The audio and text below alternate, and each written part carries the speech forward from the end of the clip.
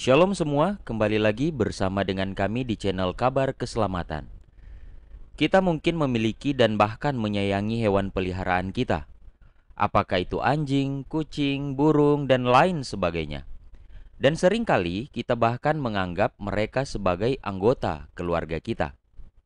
Dalam video kali ini, kita akan membahas pertanyaan yang sering ditanyakan oleh beberapa orang tentang apakah anjing saya atau hewan peliharaan saya akan berada di sorga? Kita akan mencari tahu jawabannya sesuai dengan apa yang dikatakan dalam Alkitab. Karena Alkitab merupakan standar kebenaran orang Kristen. Jadi, apapun yang kita lihat, apapun yang kita dengar, pertanyaannya, apakah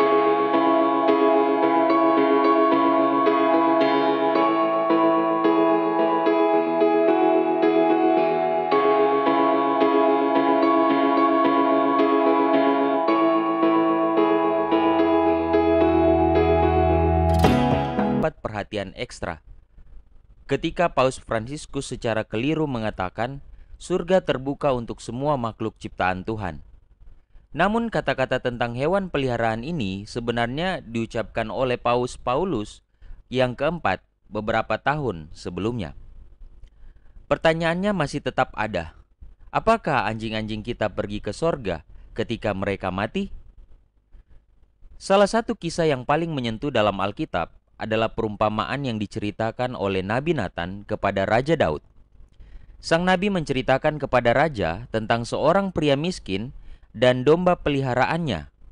Ia berkata, si miskin tidak mempunyai apa-apa, selain dari seekor anak domba betina yang kecil, yang dibeli dan dipeliharanya. Anak domba itu menjadi besar padanya bersama-sama dengan anak-anaknya, makan dari suapnya dan minum dari pialanya, dan tidur di pangkuannya seperti seorang anak perempuan baginya. 2 Samuel 12 ayat 3. Karena kita menyayangi binatang, seringkali muncul pertanyaan, apakah hewan peliharaan kita akan berada di sorga? Saudara-saudaraku, Alkitab tidak menjawab pertanyaan ini. Alkitab juga tidak membenarkan atau menyangkalnya. Mari kita lihat apa yang Alkitab katakan. Segala sesuatu diciptakan untuk kemuliaan Allah. Ada beberapa hal yang dapat kita pertimbangkan. Allah menciptakan segala sesuatu, termasuk binatang, untuk kesenangan dan kemuliaannya. Di dalam Wahyu pasal 4 ayat 11, dikatakan, "Ya Tuhan dan Allah kami, Engkau layak menerima puji-pujian dan hormat dan kuasa, sebab Engkau telah menciptakan segala sesuatu, dan oleh karena kehendak-Mu, semuanya itu ada dan diciptakan." Manusia secara khusus diciptakan untuk kemuliaan Tuhan. Dalam Yesaya 43 ayat 7, semua orang yang disebutkan dengan namaku yang kuciptakan untuk kemuliaanku, yang kubentuk dan yang juga kujadikan. Manusia secara khusus diciptakan oleh Allah untuk kemuliaan Tuhan. Tetapi Alkitab juga berbicara tentang benda-benda mati, seperti matahari, bulan, dan bintang yang memuji Allah. Di dalam Mazmur 148 ayat 3, pujilah Dia, hai matahari dan bulan. Pujilah Dia, hai segala bintang terang. Tentu saja, kita tahu bahwa benda-benda tersebut tidak dapat memuji Allah dengan cara yang sama seperti yang dapat dilakukan oleh manusia. Namun saudara-saudaraku, mereka memuji Allah dengan cara bersinar, dengan menjalankan peran yang Allah rencanakan bagi mereka. Mereka memuliakan pencipta mereka. Untuk itu, kembali lagi, meskipun semua ciptaan Tuhan adalah untuk kemuliaan dan kesenangannya, namun perlu kita ingat, hanya manusia yang diciptakan menurut gambar dan rupa Tuhan. Bagaimana dengan hewan? Hewan diciptakan dari debu yang sama dengan manusia dan memiliki nafas kehidupan yang sama dengan kita. Tetapi Tuhan menciptakan pria dan wanita menurut gambarnya dan mempercayakan tanggung jawab untuk mengawasi, melindungi, dan menikmati ciptaannya yang lain. Itulah sebabnya manusia berbeda dengan hewan. Di dalam Kejadian pasal 2 ayat 15 dan juga di dalam Kejadian 1 ayat 26 sampai 30. Berfirmanlah Allah, baiklah kita menjadikan manusia menurut gambar dan rupa kita, supaya mereka berkuasa atas ikan-ikan di laut dan burung-burung di udara dan atas ternak dan atas seluruh bumi dan atas segala binatang melata yang merayap di bumi. Maka Allah menciptakan manusia itu menurut gambarnya, menurut gambar Allah diciptakannya dia, laki-laki dan perempuan diciptakannya mereka. Allah memberkati mereka, lalu Allah berfirman kepada mereka, beranak cuculah dan bertambah banyak, penuhilah bumi dan taklukkanlah itu, berkuasalah atas ikan-ikan di laut dan burung-burung di udara dan atas segala binatang yang merayap di bumi. Berfirmanlah Allah, lihatlah, aku memberikan kepadamu segala tumbuh-tumbuhan yang berbiji di seluruh bumi dan segala pohon-pohonan yang buahnya berbiji. Itulah akan menjadi makananmu.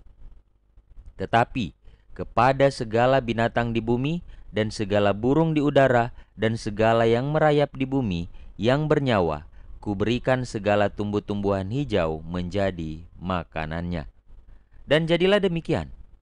Tuhan Allah mengambil manusia itu dan menempatkannya dalam Taman Eden untuk mengusahakan dan memelihara taman itu. Saudara-saudaraku, karena manusia dapat bernalar, kita dapat membuat keputusan yang cerdas dan bermoral, sedangkan hewan tidak. Itulah sebabnya kita berbeda dengan hewan peliharaan. Ketika Tuhan Yesus datang, kita diselamatkan jika kita kedapatan setia dan punya iman kepada Tuhan. Allah tidak menciptakan binatang dengan kemampuan untuk memilih yang benar atau salah seperti manusia, untuk menerima atau menolak keselamatan. Hanya manusia yang diberi kemampuan untuk memilih, diberikan kemampuan untuk bernalar. Di dalam Kejadian 2 ayat 8 sampai 9, selanjutnya Tuhan Allah membuat Taman Eden di sebelah timur. Disitulah ditempatkannya manusia yang dibentuknya itu. Lalu Tuhan Allah menumbuhkan berbagai-bagai pohon dari bumi yang menarik dan yang baik untuk dimakan buahnya, dan pohon kehidupan di tengah-tengah taman itu, serta pohon pengetahuan tentang yang baik dan yang jahat. Allah memperingatkan Adam dan Hawa untuk tidak memakan buah-buah pohon pengetahuan tentang yang baik dan yang jahat. Alasannya dalam Kejadian 2 ayat 17, sebab pada hari engkau memakannya, pastilah engkau mati. Jadi hanya manusia yang memiliki kemampuan untuk membuat keputusan moral untuk mendengar atau melawan Tuhan. Hewan tidak. Di dalam Ulangan 30 ayat 19, aku memanggil langit dan bumi menjadi saksi terhadap kamu pada hari ini. Kepadamu kuperhadapkan kehidupan dan kematian, berkat dan kutuk. Pilihlah kehidupan supaya engkau hidup baik dengan maupun keturunanmu. Dalam Yosua 24 ayat 15 juga, tetapi jika kamu anggap tidak baik untuk beribadah kepada Tuhan, pilihlah pada hari ini kepada siapa kamu akan beribadah. Allah yang kepadanya nenek moyangmu beribadah di seberang sungai Efrat, atau Allah orang Amori yang negerinya kamu diami ini. Tetapi aku dan seisi rumahku, kami akan beribadah kepada Tuhan. Saudara-saudaraku, berbicara tentang apakah hewan peliharaan saya, apakah anjing kesayangan saya akan masuk ke dalam sorga. Kalau kita melihat dari sudut pandang keselamatan, rencana keselamatan dirancang untuk manusia, bukan untuk hewan. Karena hewan tidak dapat bernalar dan membuat keputusan moral.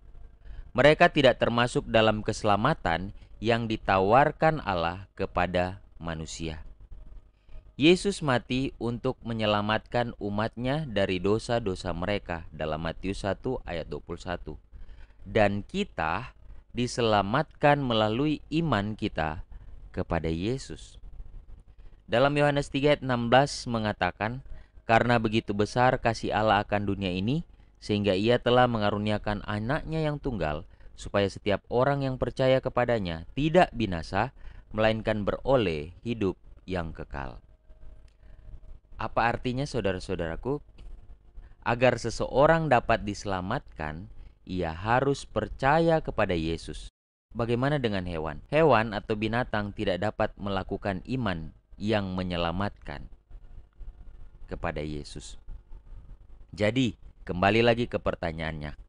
Apakah saya akan melihat anjing peliharaan saya, anjing kesayangan saya, hewan-hewan peliharaan saya berada di sorga?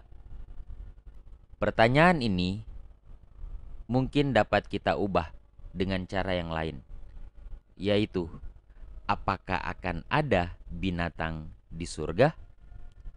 Jawabannya adalah ya. Ciptaan Allah yang asli telah mengalami degradasi dan kerusakan karena dosa, tetapi akan dipulihkan seperti pada mulanya.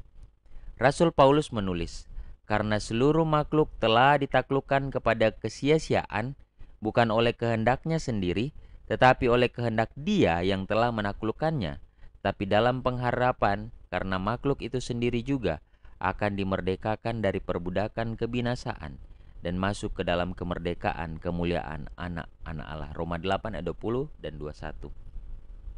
Meskipun dosa-dosa kita telah merusak diri kita sendiri dan alam ciptaan Tuhan, Tuhan akan memulihkan keduanya. Sama seperti binatang yang merupakan bagian dari ciptaan Allah yang tidak tercemar dan asli, demikian pula mereka akan menjadi bagian dari dunia dan kehidupan ketika Dia memulihkan segala sesuatu yang baru tanpa kecemaran dosa dan maut. Dalam Yesaya 11 ayat 6, serigala akan tinggal bersama domba dan macan tutul akan berbaring di samping kambing. Anak lembu dan anak singa akan makan rumput bersama-sama dan seorang anak kecil akan mengiringnya.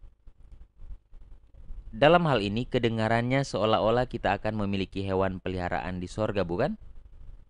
Dalam Yesaya 11 ayat 7-9, lembu dan beruang akan sama-sama makan rumput dan anaknya akan sama-sama berbaring, sedang singa akan makan jerami seperti lembu, anak yang menyusu akan bermain-main dekat liang ular tedung, dan anak yang cerai susu akan mengulurkan tangannya ke sarang ular beludak. Tidak ada yang akan berbuat jahat atau yang berlaku busuk di seluruh gunungku yang kudus, sebab seluruh bumi penuh dengan pengenalan akan Tuhan, seperti air laut yang menutupi dasarnya.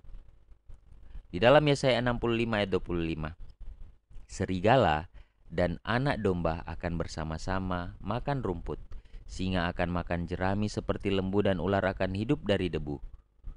Tidak ada yang akan berbuat jahat atau yang berlaku busuk di segenap gunungku yang kudus, firman Tuhan.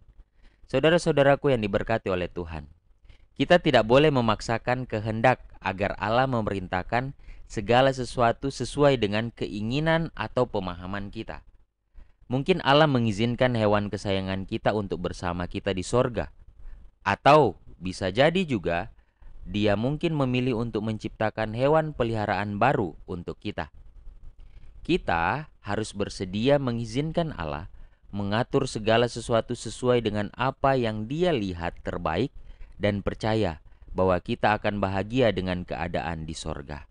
Allah berfirman dalam Yesaya 65 ayat 17, sebab sesungguhnya aku menciptakan langit yang baru dan bumi yang baru, hal-hal yang dahulu tidak akan diingat lagi dan tidak akan timbul lagi dalam hati. Kita mungkin tidak mengetahui semua detail dari apa yang Tuhan persiapkan untuk kita di surga. Tetapi kita tahu bahwa hal itu akan jauh melampaui apapun yang dapat kita bayangkan. Ada di dalam Alkitab 1 Korintus 2 ayat 9, tetapi seperti ada tertulis, apa yang tidak pernah dilihat oleh mata dan tidak pernah didengar oleh telinga dan yang tidak pernah timbul di dalam hati manusia, semua yang disediakan Allah untuk mereka yang mengasihi Dia. Jadi, saran terbaik adalah agar kita menyayangi hewan peliharaan kita dan menikmatinya selagi mereka ada di sini bersama dengan kita dan mempercayai Tuhan dalam segala hal untuk masa depan. Dia melihat dan mengetahui segalanya dan tidak ada yang terlalu sulit untuk dilakukannya. Tuhan tahu seberapa besar kita mengasihi hewan peliharaan kita dan betapa berartinya mereka bagi kita. Alkitab tidak secara langsung menyebutkan apakah hewan peliharaan kita akan bersama dengan kita di sorga, tetapi kita tahu bahwa Tuhan mengasihi kita dan ingin kita bahagia. Dalam Mazmur 84 ayat 12, sebab Tuhan Allah adalah matahari dan perisai, kasih dan kemuliaan Ia berikan. Ia tidak menahan kebaikan dari orang yang hidup tidak bercelah. Saudara-saudaraku yang diberkati oleh Tuhan, kita dapat mempercayai Tuhan bahwa surga akan menjadi tempat yang dipenuhi dengan segala sesuatu yang diperlukan untuk kebahagiaan kita. Perihal hewan peliharaan kita apakah akan berada di surga bersama-sama dengan kita, tidak dijelaskan secara detail, tetapi Tuhan pasti akan memberikan yang terbaik ketika kita tetap percaya kepada Tuhan, ketika kita tetap berserah sepenuhnya sama Tuhan. Segala sesuatu yang tidak pernah terbayangkan, tidak pernah terpikirkan oleh kita saat ini, itulah yang akan diberikan oleh Allah untuk kita.